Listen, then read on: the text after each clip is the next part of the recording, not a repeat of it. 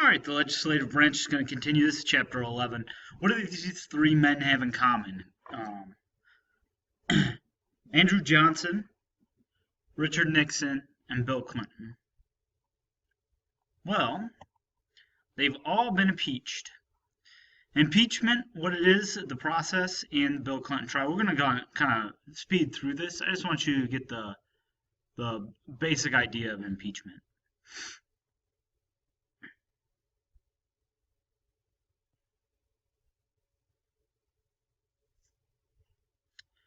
So this is a quote from the Constitution, just saying that that elected officials can be impeached and can be convicted of treason, bribery, and other high crimes or misdemeanors. So impeachment is the presentation of formal charges against a public official. This is just pressing charges. That's all it is.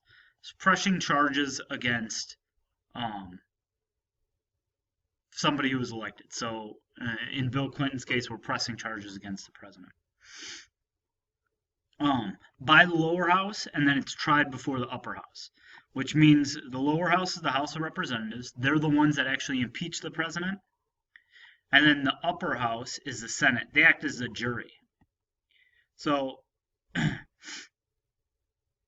during an impeachment, a representative has to decide if an elected official deserves to be impeached. If the representatives are like, yeah, we need to press for impeachment, then they try to gather support for the impeachment, and then they go and the entire House of Representatives votes.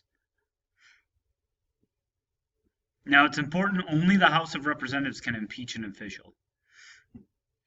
Again, impeachment, just because, like, Bill Clinton got impeached, but he was never convicted. Impeachment is just presenting the formal charges against somebody. Now, a judiciary committee investigates the charges. They're like the police investigating.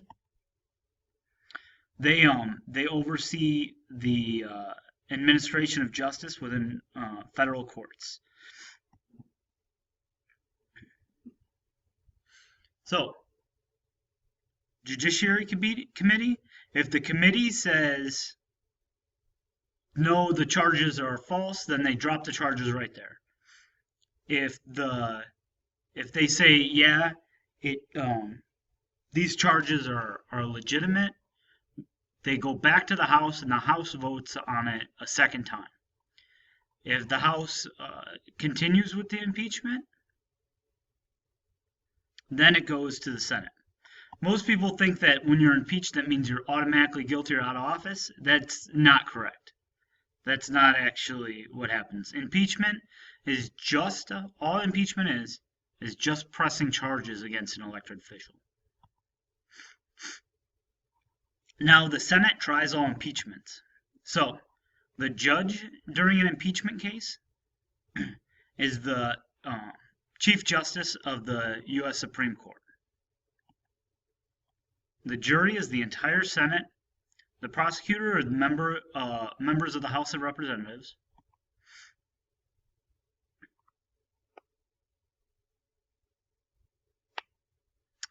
And then lawyers come in and you call witnesses, and it's just like a big trial, except the entire Senate is the jury.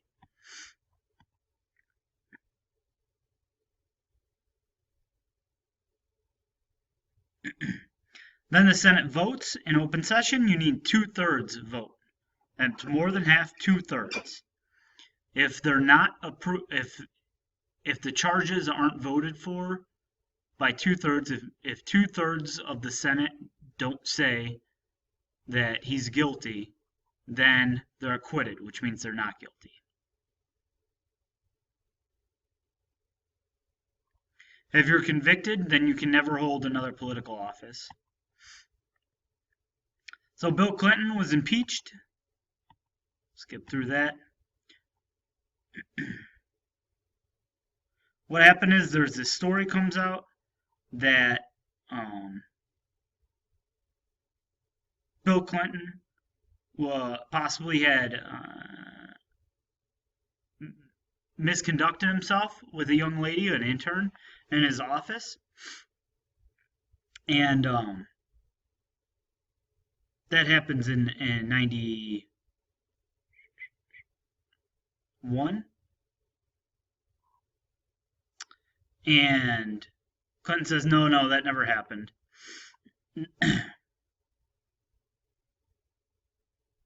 Then in 95, Clinton allegedly has an affair with Monica Lewinsky.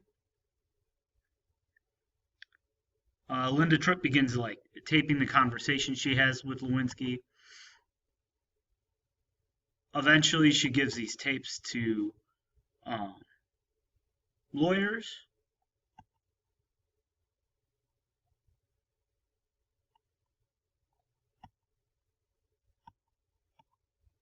Clinton, however, went on and he said that he never had sex with her, and he did it under oath. What this is called is perjury, because now Linda Tripp has evidence that Bill Clinton, the President of the United States, lied under oath.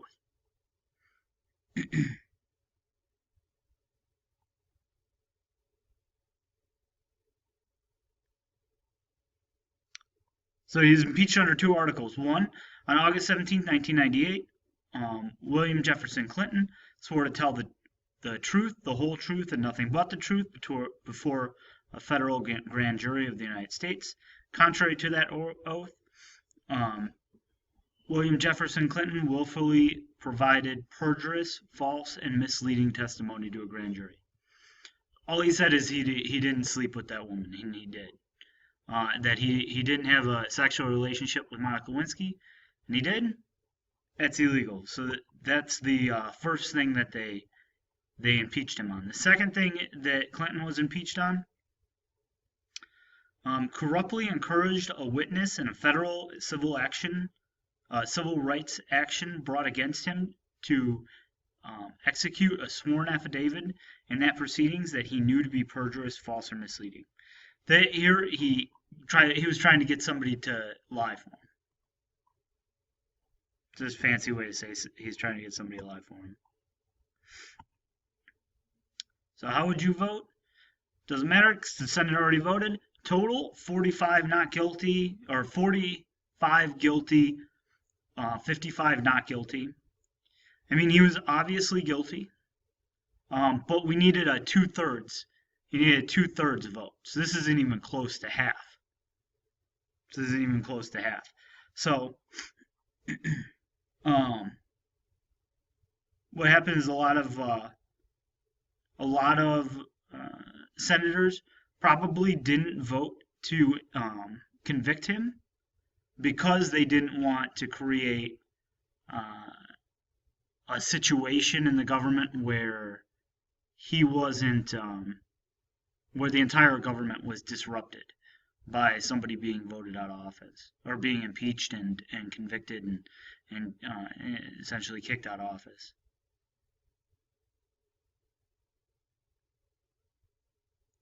So a quick recap of impeachment. Impeachment always originates in the House of Representatives. The House needs to approve it with a simple majority, 50% to impeach him. Then the Senate goes to convict. The Senate tries him. The Senate convicts with a 2/3 vote. After a conviction, they can vote with a majority to bar from holding office, commonly referred to as the House impeaching, the Senate convicting. And that's impeachment.